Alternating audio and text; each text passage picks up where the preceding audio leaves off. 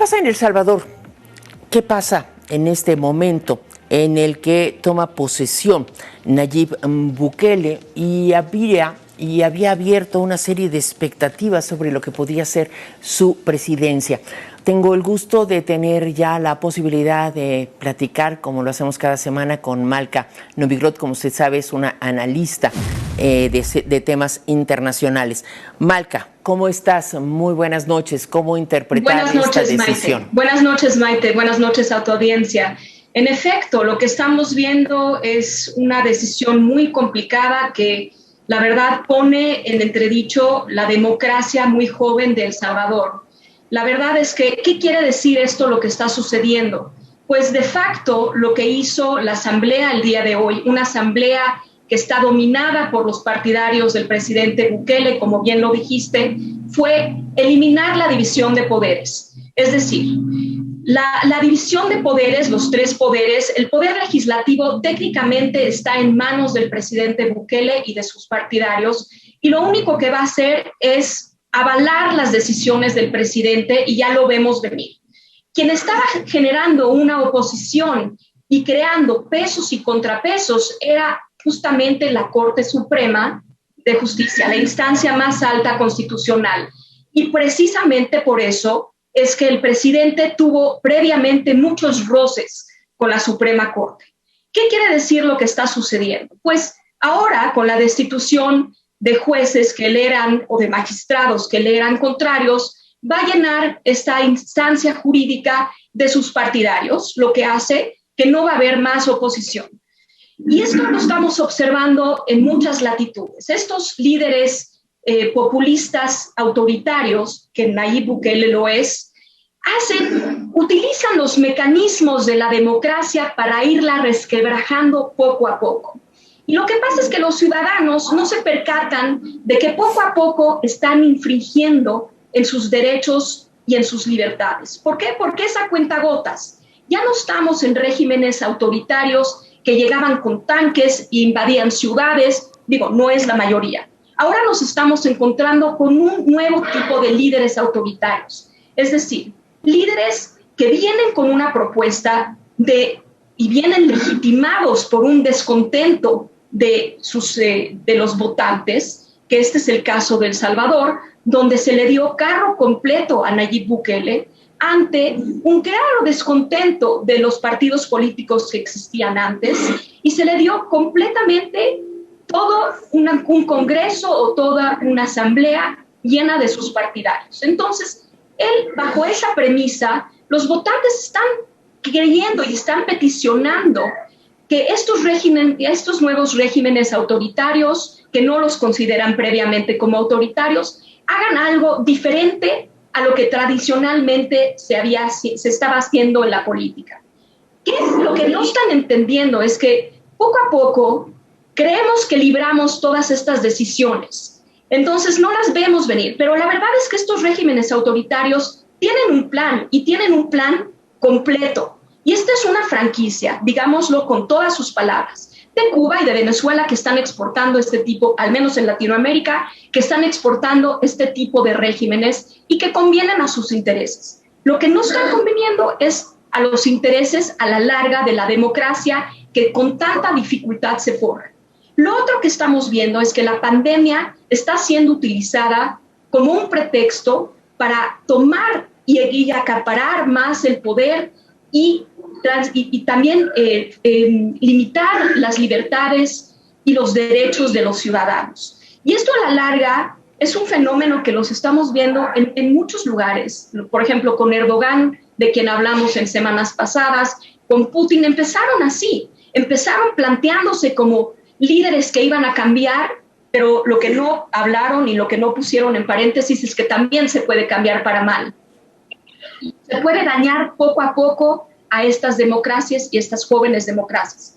Yo creo que este precedente es muy conflictivo y la verdad da miedo y pone en una situación de entredicho a las democracias de Latinoamérica, que están cada vez luchando más contra el descontento popular. Y es que también digámoslo, que la democracia no ha sido el sueño y no ha podido, es un concepto muy etéreo que no ha podido dar los resultados que todos esperamos. En muchas situaciones la corrupción ha hecho que no se han traído los beneficios que promete la democracia, la participación ha sido sesgada y todos estos mecanismos se han usado para dañar a la misma democracia. Es decir, si nosotros vemos El Salvador o vemos muchas democracias, entre comillas, latinoamericanas, veremos que hay elecciones, veremos que hay asambleas, veremos que al parecer hay todos estos requisitos o palomeamos todos estos requisitos que son de una democracia, pero de facto, poco a poco ya no lo son. Simplemente se hacen las mociones de una democracia y eso es lo complicado. Yo creo que los ciudadanos tenemos que estar muy atentos de todas estas pequeñas medidas que como están diluidas no las estamos viendo, que están poco a poco carcomiendo nuestros derechos y libertades, Maite. Yo creo que de Aristóteles, ¿no? Aristóteles decía que dudaba de las democracias porque las democracias son imperfectas. Por lo mismo, hay que aclarar, son perfectibles siempre. Y yo creo que mejor o peor que una democracia, pocas cosas, ¿no? O sea, muchas cosas como, por ejemplo, los totalitarismos, los autoritarismos, los fascismos que se erigen en diferentes países.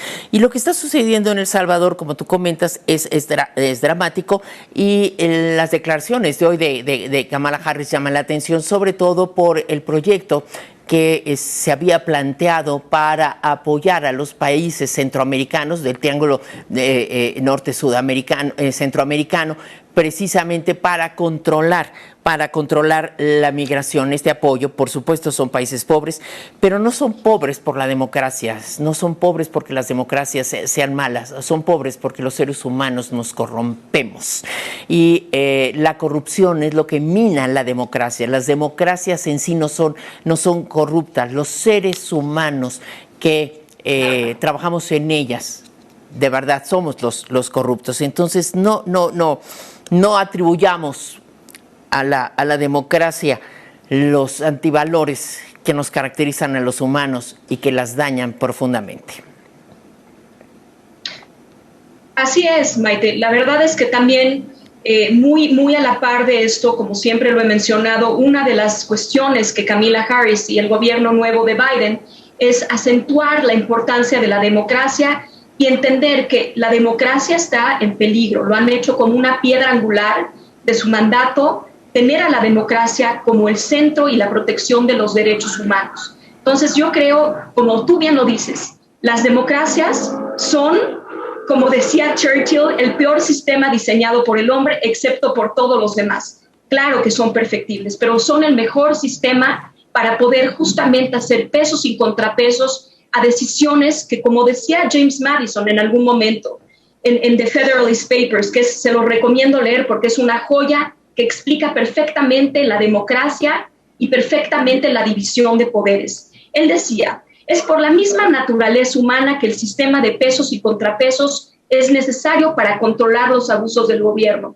Si fuéramos gobernados por ángeles, la situación fuera muy distinta, pero no somos gobernados por ángeles, somos gobernados por humanos que en muchas ocasiones tienen intereses mezquinos y que atienden a las necesidades de intereses particulares. Entonces tenemos que hacer un énfasis, yo creo que es necesario en algún momento hacer un nuevo contrato social entre gobernados y gobernantes y replantearnos cómo fortalecer nuestras democracias y cómo ciertamente eliminar todas estas quimeras que vienen a cantarnos con falsas promesas que van a cambiar las cosas, pero en realidad no logran cambiar las cosas, son sueños y además empiezan a resquebrajar nuestras democracias, lo cual hace súper peligroso todo lo que está sucediendo en el mundo. Y después, para sacudirse a estos líderes, para el tiempo que despertamos, es ya demasiado tarde. Y lo vemos con Erdogan y lo vemos con Putin, que han acabado con toda la oposición que tenían. ¿Por qué? Porque la verdad es que además no lo han hecho de la nada, no lo han hecho en un vacío. Los pueblos que los han elegido en un inicio pensaban que era una gran idea. La realidad es que para el tiempo que uno se despierta y quiere cambiar de régimen, ya es demasiado tarde, Mike. Gracias, Malca. Habrá que tener los ojos puestos en El Salvador, como habrá que ponerlos en el resto de los países, porque yo creo que nunca como hoy vivimos en una aldea global, y lo que sucede en el resto del mundo, lo que sucede a nuestros vecinos nos afecta profundamente, y lo estamos viendo como la pobreza de El Salvador nos está presionando a los mexicanos, precisamente porque debemos controlar la llegada de inmigrantes que buscan una mejor vida en los Estados Unidos. Malca, muchísimas gracias, como siempre.